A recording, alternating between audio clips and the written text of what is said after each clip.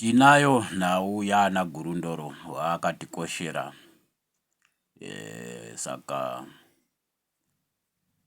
kune basa rokufana kuitwa but chinotanga kuconstituta dare redu riri pamitumbi mitatu Gurundoro. I am addressing you direct as our Gurundoro wanhasi. I acknowledge you Dr. E.D. Mnangagwa as such. Saka nhau iripo ndeyekuti tine inonzi chimurenga supplication yaitwa naSenator Rekaitangwena from your Cat family dynasty.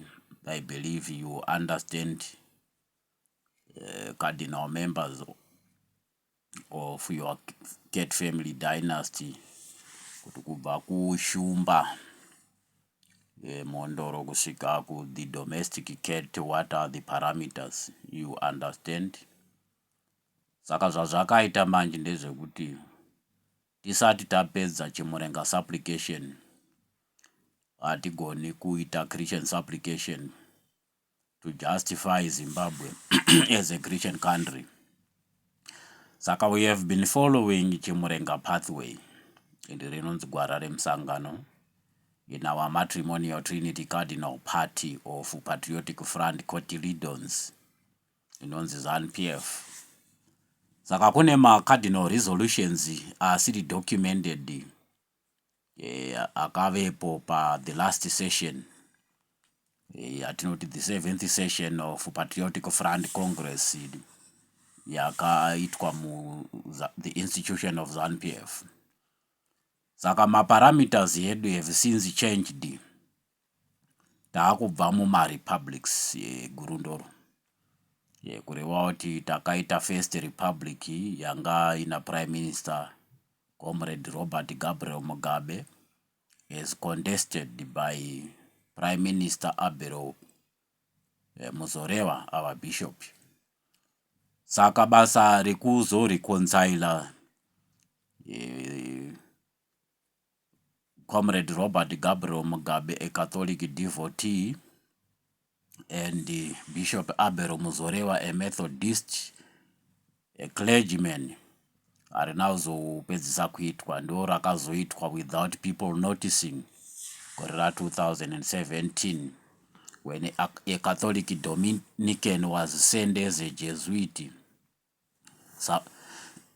Messiah of Zimbabwe, to reset my cardinal parameters.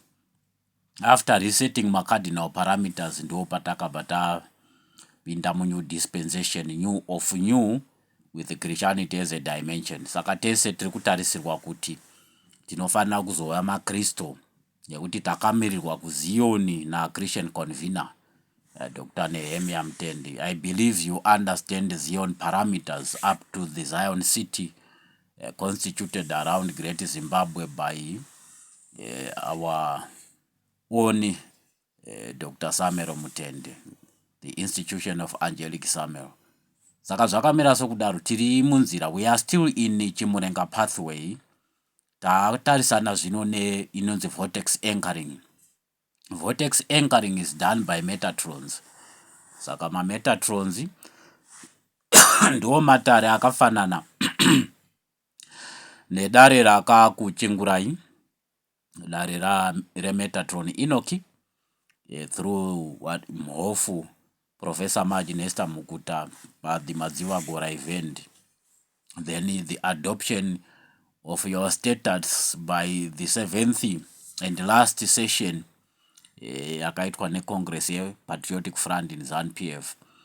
Saka chimiro chaapo zvino ndechekuti tine mabandiko matatu ane basa renyu ramuri kufana kukomishina envoy for each institution. Tine the institution of our country the land of Zimbabwe kuMidlands uko kunoando kunero kuvhute rwenyika. Saka machembere anoshanda nema-supplicator generals. Ma-supplicators ndio the highest form of mission yema indigenous missionaries negotiate at the highest level. Kureva negotiating at the highest level this application with the objective yekuti Zimbabwe adopte Christianity. Then after adopting Christianity tine basa idzva remudzimu unoera ratakapuwa now is a block yaimbonzi SADC kare muchamwe yainenge yakunzi Zimbabwe Israel Anglo-Canadian Estate Kingdom Nation inenge yakunzi Mwene Mutapa Kingdom is propagated to the paternal priesthood of your Kat family dynasty through our senatorial priesthood cardinal Douglas Monzora, who is also a member in your Kat family dynasty. Kuroti ane a priesthood calling imimi mune the political calling kurewauti as you are promoted to a ruler, Senator Douglas Monzora then preside over your altar as leader, who then is sent to impart with the paternal priesthood in Eswatini. Then after that tine the Mukwati progeniture dynasty yakachingura the apostolic supplication yaitwa na Murewa Soko Baba Paulo Mwaja. Then lastly pakazoitwa Christian supplication yakaitwa na Matenga hanzvadzi ya Baba Mwaja. Then the political supplication in that regard inenge yakuitwa through mwene wazo Dr. Constantino Guve Chiwenga, which he did in 2017 to the effect of ushering in a New Testament dispensation.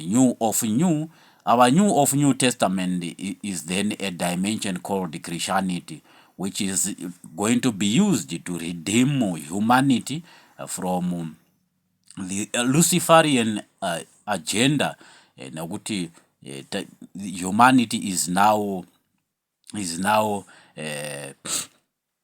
in trouble because of what is happening in the world over in respect of moral decadence, which then results from the DNA editing by the Luciferians as deployed in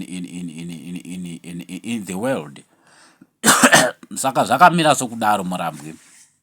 Kune hanzvadzi the Kat family dynasty yakamirira the Gurundoro matriarchs anonzi Princess Chota akufana kuti achinochingurwe United Kingdom, akapuwa franchise after impartation partaking royalty, akapuwa franchise na Queen Elizabeth and a charter.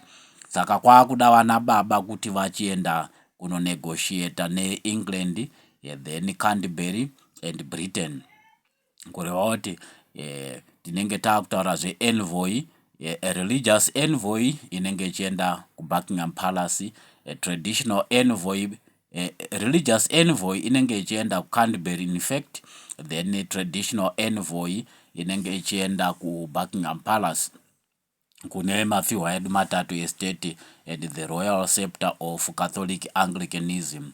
Kureva kuti panenge pakubva umambo mudare raPrince Charles hwakuuya kuno kuMashonaland, the presiding prince ndi Prince Gurundoro, which is you, Dr. E.D. Mnangagwa. Saka at the level of vana prince ndo panenge pakunegotiatwa nauye misoro yestate yatinoti mafiwa matatu, the Murenga Universal Deity kwakaenda musoro wambuya neanda, the Mnangagwa Provincial Deity of Anglicanism kwakaenda Sekuru Chingaira musoro wake, then Salvation Army Anglicanism Deity of Mashonaland kwakaenda musoro waSekuru Chinengundu.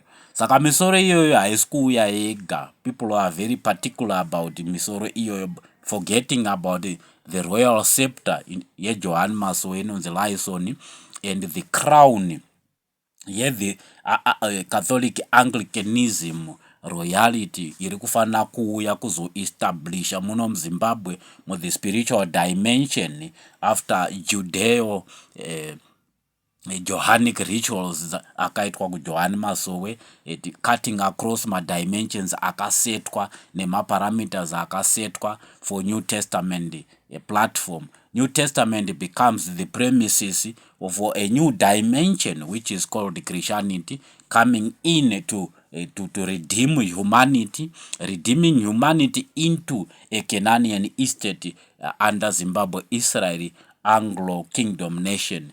Kureva kuti we are inviting you Gurundoro Murambwi to the new of new, which is Christian dimension. The Christian dimension tobva taita inonzi Christian supplication inenge ine maoffices 5. The atonement office wese vane zvipomerwa vanorapirwa.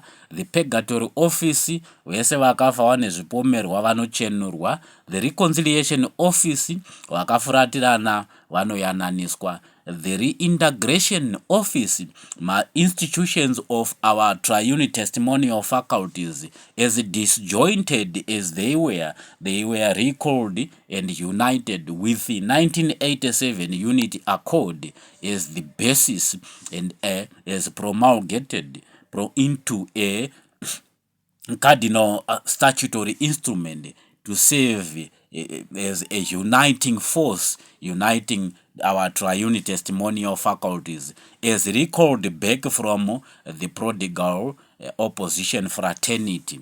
Kureva kuti hakusisina nhau yekuti tingaramba vanhu vakafuratirana when we have got our offices dzinoita reconcile, reintegrate, then the purgatory and atonement is done through portals edu are manned by Zimbabwe Defense Forces, general as Navy SEALs complementing Marine SEALs coming in as wana princess, inclusive of your own matriarch of the Gurundoros anonzi Mbonga in custody of the Marine altar in Ziwarasekwa. Saka kune basa ratarisana nekuti riitwe. Imimi musiri a leader, muri a ruler, because you need to interact with a ruler, so you have to be a prince in this regard for you to interact with Prince Charles in negotiating for the repatriations of the royal parameters to the institution of our spiritual dimension from the physical faculty constituted around England. Saka ibasa ridotova nevakato mirira imimi to be elevated through the Zivaguru priesthood parameters in custody of the Makombe Ziverangu Mutawara priesthood dynasty. Inenge yakutipa vanana Simboti. Hakuna basa rinoitwa pasina Simboti. Simboti is the cardinal of Makombe with the institution of Mutasa chieftains dynasty. Rauti tinenge takubecha matare ese anoita fit into the Ket family dynasty, matare ese anoita fit into the Mukwati Soko dynasty. Then tobata ta establish two institutions, the institution of the priesthood and the institution of Shekinah motherhood. Shekinah motherhood would then become the institution of Matenga, our Metatron reincarnate Mugutara Jehovah. Then the institution of Shekinah fatherhood would then give us Wanana Muno Mutapa, Wanana Mwene Mutapa, then the the royal setup inenge yakubaya establish a block in the Zimbabwe Israel Anglo Canaanian estate in reconciling Christian cosmos from the perspective of physical faculty as represented by Europe, spiritual faculty is represented by Africa, mental faculty is represented by Israel, giving us the Shemitic stable from which 144,000 of the priesthood are going to be coming as all Christian generals becomes Christian governors by default. Saka yanhau yekuti akusisina kupuwa mhosva muZimbabwe nokuti we now have all offices ready, maoffices anoita atonement sekutaura kwataita the purgatory, reconciliation, reintegration, reorientation, kusvika tazobatanidza nemamwe maoffices from the global stable of our global progenitor inenge ina our global progenitor St. Noah. Takutaura zvemaparameters of heaven to earth and heaven on earth, Christian dynamics dzinenge dzakutipa a new calendar takushandisa inonzi time vortex. Ma-octaves anenge akutipa high frequency yatinenge takuti high frequency inenge yakudekodwa yobva yaconstituta a permanent social contract.